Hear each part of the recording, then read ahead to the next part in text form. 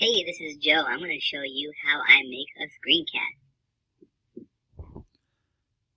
So I like to start my videos with either a Snapchat video or some kind of interesting hook like music or video to engage the kids. The tools that I use, this is a smart notebook. So there's lots of functionality. You can download it. There's a free version. You can just draw on the screen. Easy to show math problems. I'm recording this with something called Screencast-O-Matic. There's lots of free screen recorders out there, but this one I've been using and it's good. There's a 15-minute maximum screen limit or time limit, but that's fine because your videos shouldn't be that long.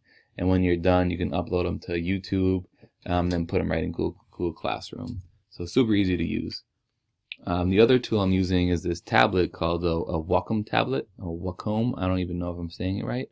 I got mine from a Donor's Choose. This allows me to kind of, instead of using my mouse, just to draw on the screen. If you look at Amazon, it looks like there's about, the cheapest one, $70. There's a lot out there, but I did a Donor's Choose. I'd recommend doing that. And the last thing I would recommend would be when you put stuff on Smart Notebook, put an actual image of the worksheet. So when you're writing the notes in like this, your students know exactly where to write. So that's it. If you have any questions, just let me know. I'll be walking around the room.